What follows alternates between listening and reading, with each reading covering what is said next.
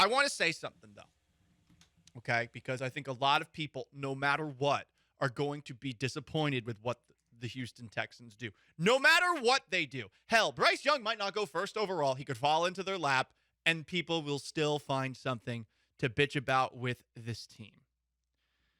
I'm going to ask a very difficult question.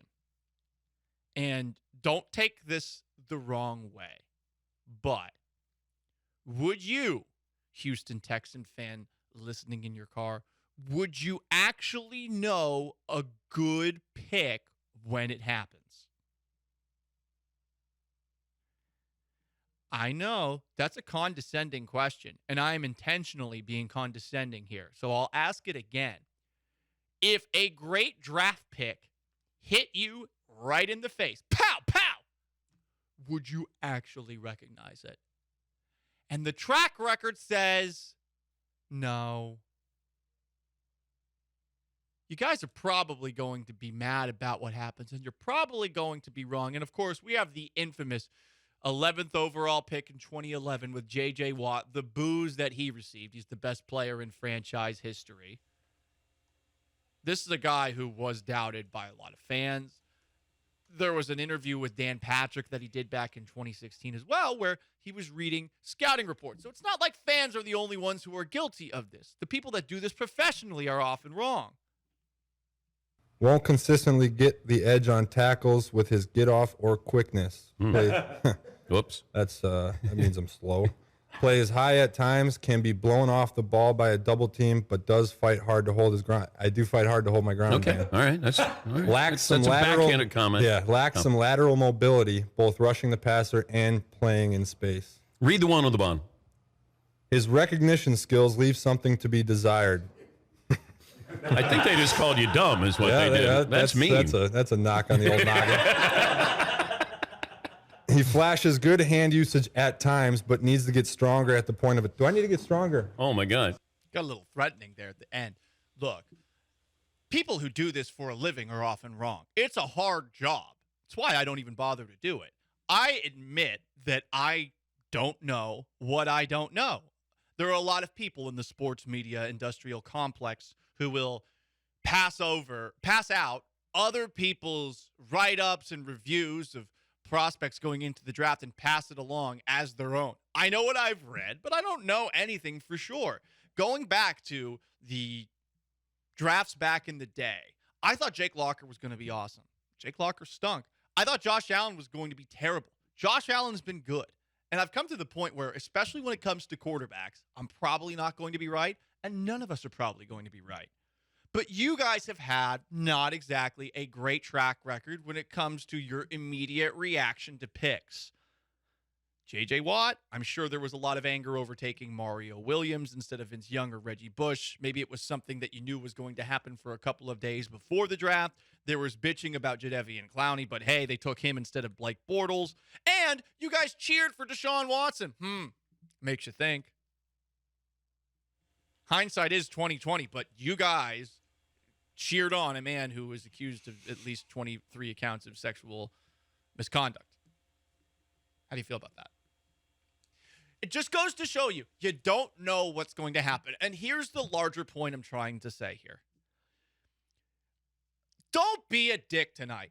That's all I'm trying to say. Whenever someone is taken, don't be that guy. Because for the majority of the players who are drafted tonight, in a sport that I respect, a sport that I love, a sport that I grew up playing and wish I was able to play at the NFL level, this sport, it's so hard to even get to the college level. And for the guys who get drafted tonight, who are going to be sitting in these draft rooms and sweating bullets and freaking out, not knowing if they're going to even be taken at all, this is like the best night of their lives when they finally do get taken. And I hate that we are so shoot from the hip, gut reaction when it comes to picks. The thing that the NFL draft has done that's incredible for the NFL, it has turned itself into this incredible event that, as far as off-season events go, it's second to none across American sports. But we have gotten to a point where we all think we know what we're talking about and that we all believe we know the outcome of these picks. And Well, you're allowed to feel a certain way about those picks. Ultimately, you're going to be wrong more often than not. So I'm just encouraging you tonight to be nice. Yes, I'm the one saying be nice tonight. Sean Mapes, you're shaking your head. Look, you're probably going to be disappointed. They're picking 2nd and 12th. There's nothing they can do about winning that last game of the year and playing their way out of the number 1 overall pick. There's no point bitching and moaning about it anymore, which a lot of people continue to do. It happened. Yeah, it sucks. It's not ideal. And they might not get the best quarterback they possibly can with pick number 2 because he might be off the board. Talking about Bryce Young. All I'm trying to tell you is slow your roll because you have a bad track record. You have a bad track record of immediate reactions to picks made by the Houston Texans. You do. It's not me defending the organization. They have been a dumpster fire for years. I am just saying you guys don't have the best track record when it comes to how you reacted to those picks that were made. I'm going to boot no matter who they draft. You are? Yeah, just no matter who it is. I think if I say it on the front end, I'm clear. What if they get Bryce Young? What if Bryce Young falls to 2 somehow at the last second? What if that Will Levis Reddit report was right? Well, then obviously the Panthers saw something wrong in Bryce Young. He's no good. He's so small. Boo. He's so small, little baby. Yeah, I don't want this no small little guy. Yeah. No small guy. So I'm just saying. Also, they should have drafted Nick Fairley instead of J.J. Watt. I stand by that. That's just dumb. It's just dumb. I forgot. People wanted Alden Smith. Alden Smith was a good player. Oh, Did yeah, Alden Smith? I think Alden Smith went the pick before. I could be wrong. Like, look, Blaine Gabbert went the pick before. Blaine Gabbert. The Jacksonville Jaguars picked Blaine Gabbert before. Blaine Gabbert still in the league. Yeah, J.J. Watt not in the league. I don't know. 713-780-3776 to call into text in. That's Sean Mapes behind the glass. But I do have a message for the Houston Texans. And as somebody who is 34 years old, still single, I feel like I'm an expert in this matter. You can be too picky in life. You can. That's not to say you should ever settle. And it's not to say that you shouldn't have a high standard for yourself. But you should also realize that you're only going to have a select amount of opportunities in your life to find the one. And maybe that the one doesn't look exactly the way that you'd want them to look. I know I'm a really shallow person, so that's a big problem for me. It's just getting past that part to the whole, oh, is this person a good person? Which is perhaps why I am still single at age 34. But I think that when you're the Texans and you're in this spot with the 2nd overall pick, not ideal, you have to make sure that you're actually thinking about at least 1 or 2 of these quarterbacks. Give it a chance. And I'm not saying take a guy for the sake of taking a guy, but you do not know that you're going to be back in this position next year. First off, Nick Caserio might be fired. Second off, if you're drafting next year, are you sure that you're going to have a chance to get Caleb Williams out of USC, who right now, and things can obviously change. We've seen Matt Barkley go from top 10 quarterback to 4th-round quarterback overnight. Matt Leinart to 1st overall quarterback to 10th player taken overall in 1 year. Both USC guys, by the way. It can change really quick from year to year. You can't predict that something's going to be available for you next year. I'm just saying you can't go through life being too picky. There is a certain point where you're going to have to do something unless you want to be an incel. That is the only way that is going to go for you. It's you're continuously too picky and holding things too high up, putting the you-know-what on a pedestal. There's a certain moment where you got to say, nope, I want this, and I'm going to try to make this work. Guess what? It might not work.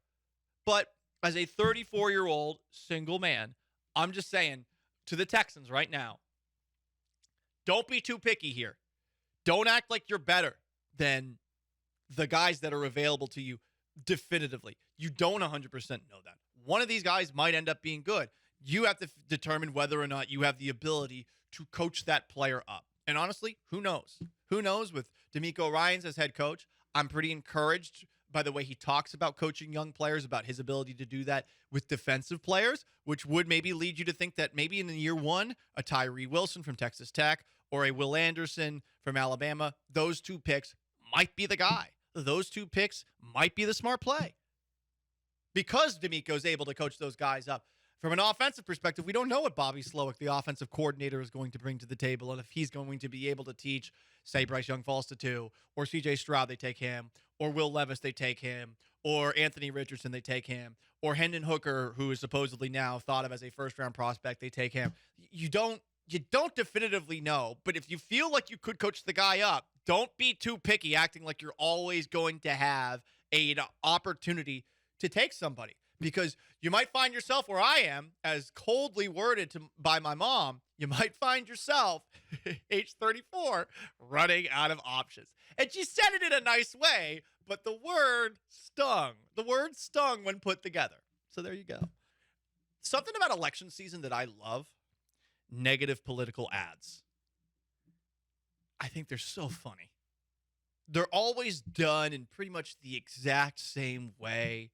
There's some dark, menacing music in the background. You have a voice guy who is highlighting how terrible a person is. There'll be like a slideshow and it zooms in on the person in like unflattering moments.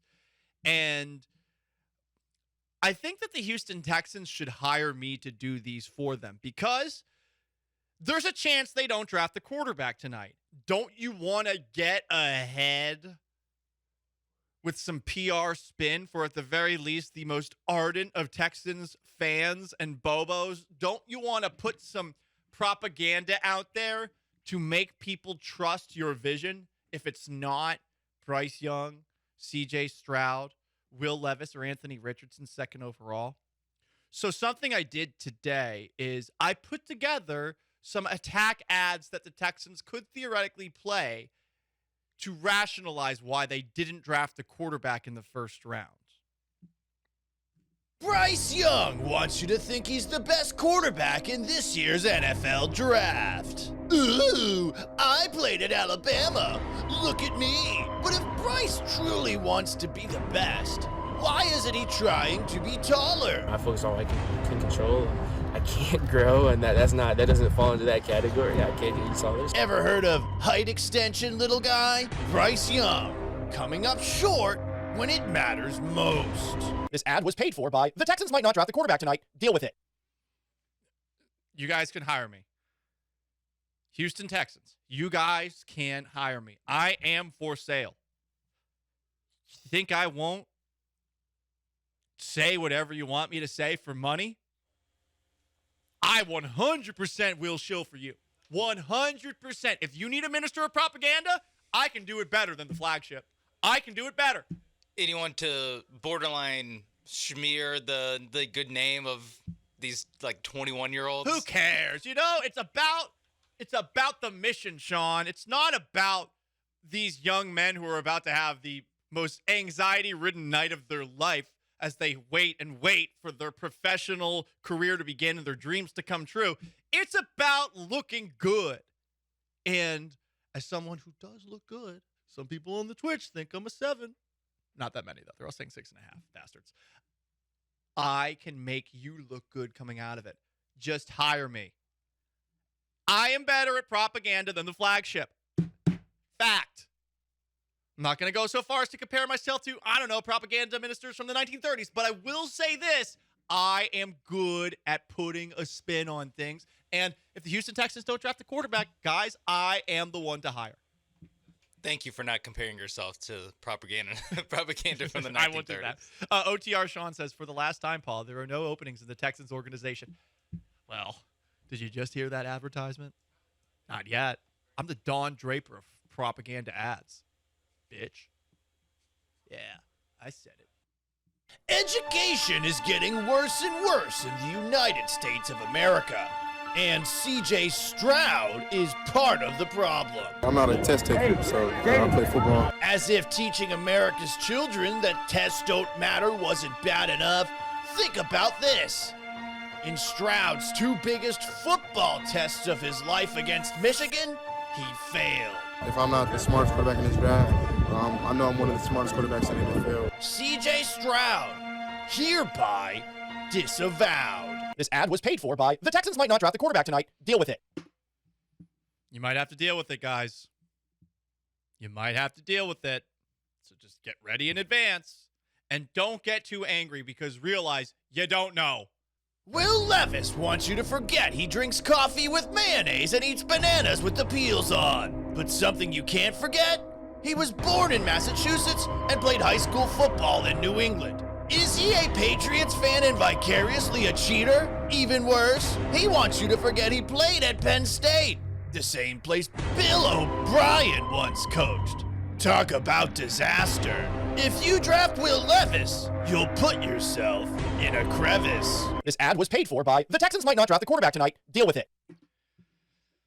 Again, the Texans can pay me for all these hit piece advertisements that I am giving them in case they don't end up drafting a quarterback tonight. And I think there's a pretty good chance that they're not going to be taking a quarterback second overall.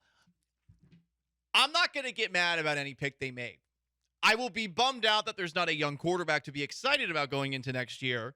But for all I know, all these quarterbacks are going to stink. Also, for all I know, all these quarterbacks are going to be good. None of us know at this point in time. Anthony Richardson couldn't even complete 55% of his passes in college, let alone beat Vanderbilt. But if you ask him, it wasn't his fault. I can definitely get better at delivering the ball and helping my guys out. But I can also catch every pass. Anthony Richardson, always blaming others. If you draft him, you'll never recover. This ad was paid for by the Texans might not draft the quarterback tonight. Deal with it. It's probably my biggest reach of a rhyme, but I can put negative ads together with the best. Houston Texans, you're looking to put some spin on not drafting a quarterback tonight. You can hire me. There's still time. I can slander every single quarterback in the draft. Hendon Hooker only has one leg. Do you want a pirate under center for your team? No, you don't. He's also like older than Lamar Jackson. Hendon Hooker qualified for AARP literally last week. Do you want an old peg leg as your starting quarterback? Right. There's ways to do this. Hendon Hooker went to Tennessee, a state overrun by cannibals per Paul Gallant. Do you want a cannibal under center? No, you don't. You don't want a cannibal under center. Although, no, you don't want a cannibal. he's got that dog in him. Character concerns. Cannibal.